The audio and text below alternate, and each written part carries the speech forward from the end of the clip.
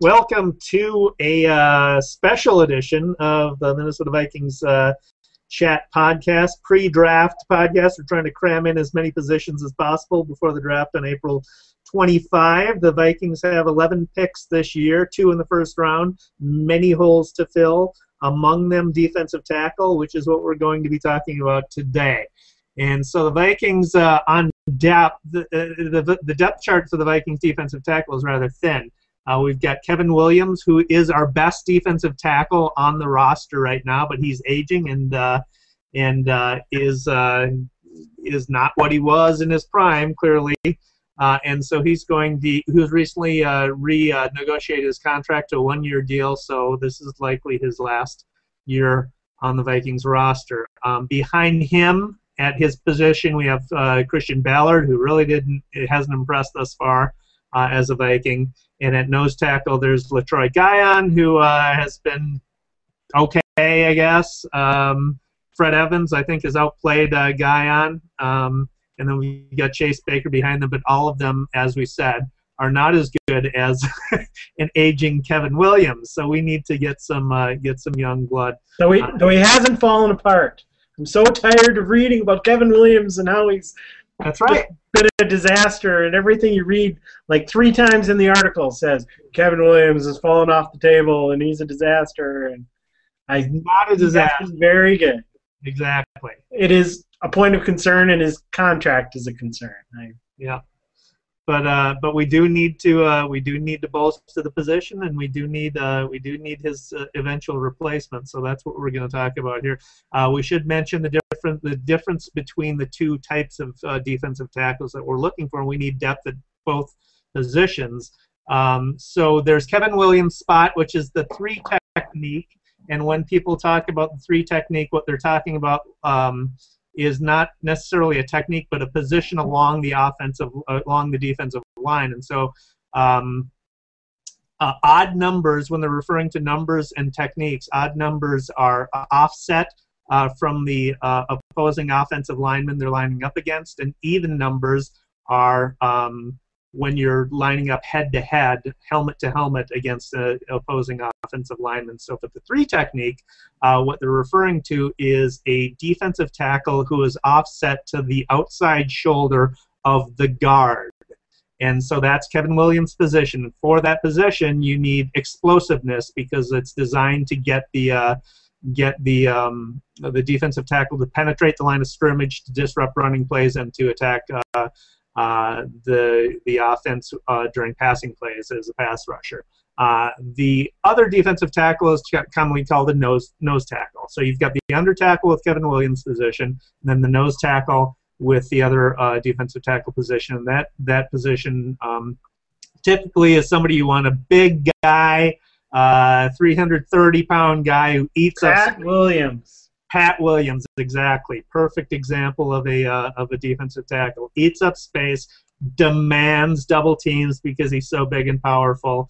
Can disrupt running lanes and cut and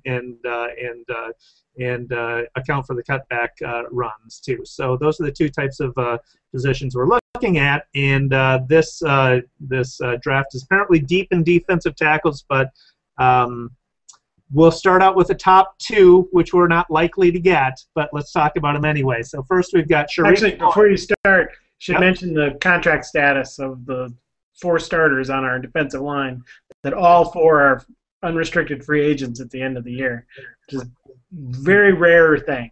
So. That's right. So it wouldn't be surprising if we take a defensive end as well. So, all right, well, the next guy is Star Lotulelei. He's out of Utah, 6'3", 311 pounds, 33 and 5/8" arms length, so a little bit longer than Sharif Floyd, and so he can get his arms up in those passing lanes. 5.15 40-yard dash. Plays nose tackle and defensive end in the 3-4 scheme mostly, I think. He's asked to play the 2 gap often. Seems to explode off the ball. Nice bull rush, I thought, that disrupts both running and passing plays. Will probably play a nose tackle in a 4-3, I think.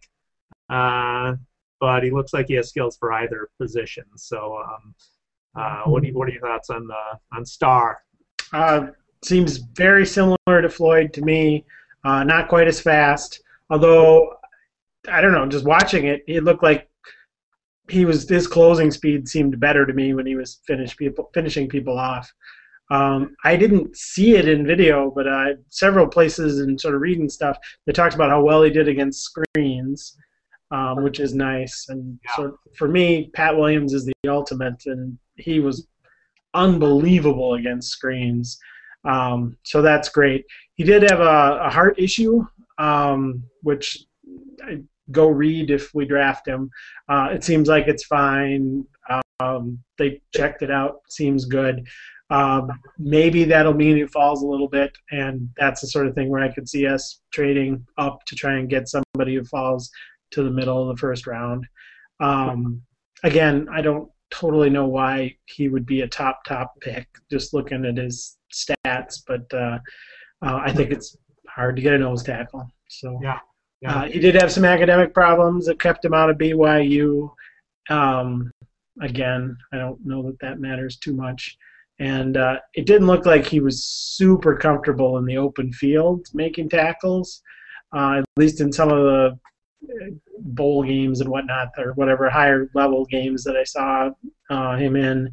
And but he did play some pass coverage. And we looked pretty good a couple times when we would pull a defensive tackle back, and Jared Allen would occasionally come back. I'm sure that's very appealing to the coaches if he could do that at the next level. Yeah. Now the heart issue. So the heart issue was he has a left ventricle of his heart that pumps at only 44% efficiency, which at that number I'd freak out. Oh my God, 44%? What? But he's had an MRI, showed no evidence of dysfunction, which I don't know what that means if it's only pumping at 44%, but there you go. And I'm sure it's been checked out extremely thoroughly.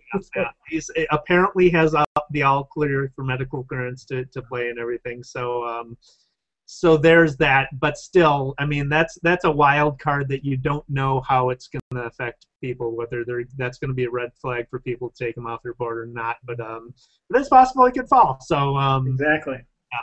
It's those kind of wild cards, those ones at the end of the first round need or to have chance. Pay attention to that. If we haven't talked about defensive tackle that you like, put your comments leave your comments below, and share the videos, of course, and like them and all that stuff. And we'll look at cornerbacks next. So, Rick, you got any self-promotion you want to do? Just promote this, help us out, let people know about it. And again, I'll repeat, get in your opinions before the draft. Exactly. It doesn't count if you put some guy in after the draft. Oh, you should have talked about I had, Exactly. These things are dated. Look out. Exactly. So get on it now. So let's wrap this for Minnesota Vikings Chat Podcast, MinnesotaVikingsChat.com. Follow us on Facebook at Facebook.com/Minnesota Vikings Chat, on Twitter at Twitter.com/MNVikingsChat, and use the Vikings Chat hashtag when talking about the Vikings, of course, so we can find you. Until our next podcast before the draft, that's a wrap. Go Vikings. Go Vikings.